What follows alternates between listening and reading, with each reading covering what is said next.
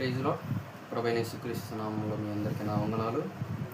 ఈరోజు మనం చెప్పుకోబోయే ఒక అంశం మహాబబులోను, అలాగే పాత నిబంధనలో ఉన్న బబులోను గురించి. ఈ బబులోను చరిత్ర ఎలా మొదలైంది, ఎవరి వల్ల మొదలైంది అన్న దాని గురించి మనం చెప్పుకుందాం.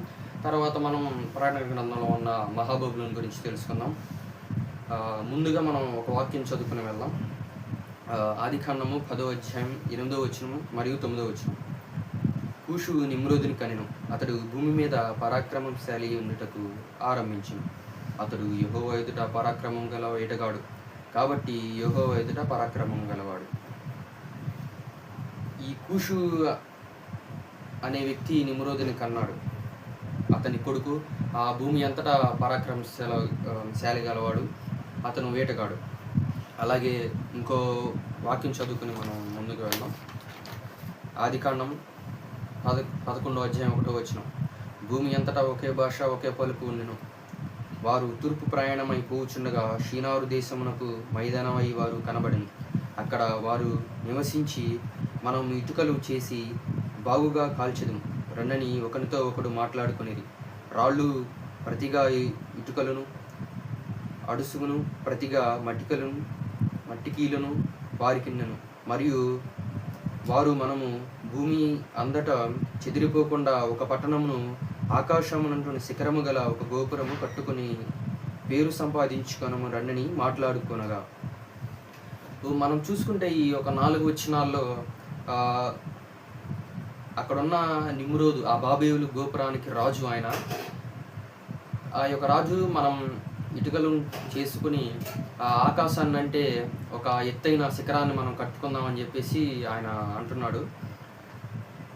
కానీ మనకి 4వ వచనంలో చూసుకుంటే ఏమంటున్నాడంటే, మనము పేరు కలిగినట్లు ఆకాశమును తాకే గోపురం కట్టుకుందాము. కానీ దేవుడు నోవాహు జలప్రళయం తర్వాత నోవాహు కుటుంబానికి దేవుడు ఒక ఆజ్ఞ ఇచ్చాడు, మీరు భూమి మీద ఫలించి అభివృద్ధి పొంది భూమిని నింపుడి అని.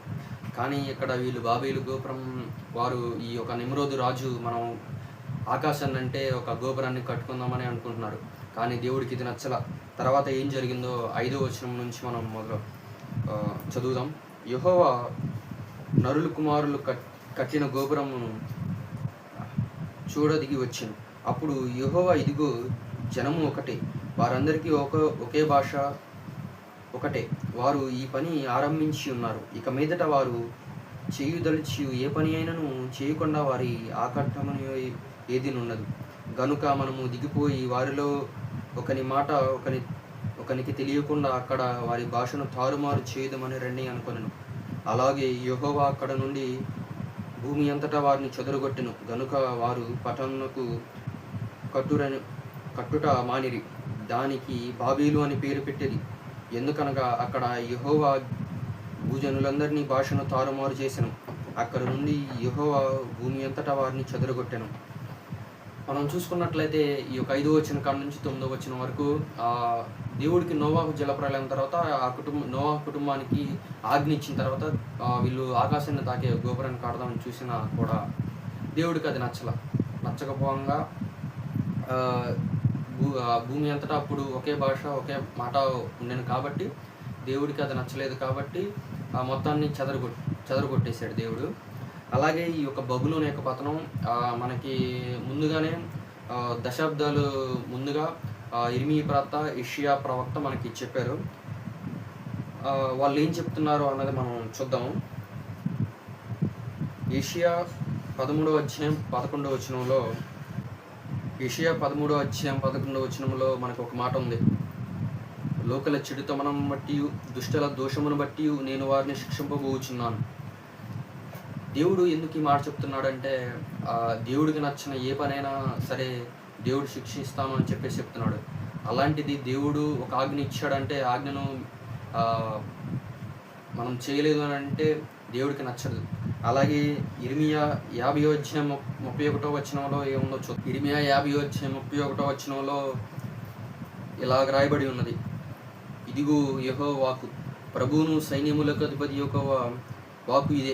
గర్విష్ఠుడా, నేను నీకు విరోధి అయి ఉన్నాను. నీ దినము వచ్చుచున్నది, నేను నిన్ను శిక్షించిన కాలము వచ్చుచున్నది.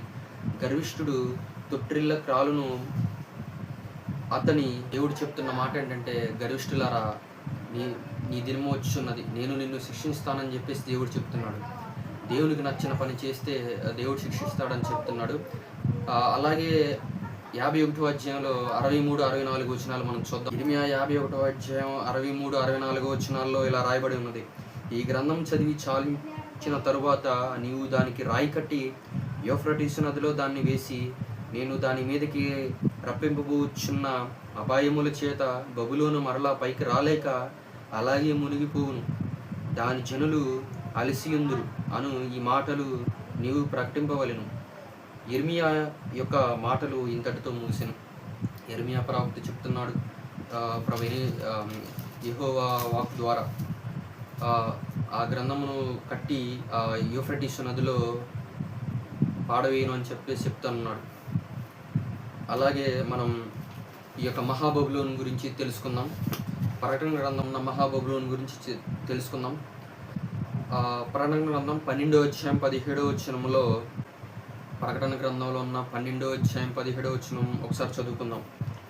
అందుచేత ఆ ఘటసర్పము ఆగ్రహము తెచ్చుకుని దేవుని ఆజ్ఞలు గైకొనుచు యేసును గూర్చి సాక్ష్యం ఇచ్చుచున్న వారిని, ఆమె సంతానములో శేషించిన వారిని యుద్ధము చేయుటకై బయలువెళ్ళి సముద్ర తీరమున నిలిచెను. ఇక్కడ మనకి ఒక స్త్రీ కనపడుతుంది. ఆ స్త్రీతో ఒక మహా ఘటసర్పము యుద్ధం చేస్తుంది. అసలు ఎవరు ఈ మహా ఘటసర్పము అన్నదానికి మనం చూద్దాం. 7 నుంచి 9 వచనాలు చదువుకుందాం. అంతటా పరలోకమునందున్న యుద్ధము జరిగెను. మిఖాయేలు అతని దూతలు ఆ ఘటసర్పముతో యుద్ధము చేయవలని ఉండగా, ఆ ఘటసర్పము దాని దూతలను యుద్ధము చేసిరి గాని గెలవలేకపోయిరి గనుక పరలోకముందున్న వారికి స్థలము లేకపోయినా. అప్పుడు ఆ పరలోకంలో ఒక యుద్ధం జరిగింది.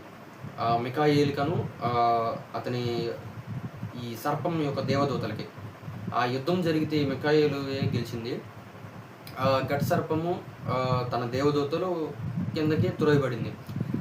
ఆ ఘట సర్పమే రేపు ఈ యొక్క ప్రకటన గ్రంథం 12వ అధ్యాయంలో ఆ స్త్రీతో యుద్ధం చేస్తుంది. ఎవరు ఈ స్త్రీ అనగా ఇశ్రాయేలు ప్రజలు. ఈ ఇశ్రాయేలు ప్రజలతోనే ఈ మహా ఘట సర్పము రేపు యుద్ధం చేస్తుంది. ప్రకటన గ్రంథం 17వ అధ్యాయం 5వ వచనం మనం చదువుకుందాం.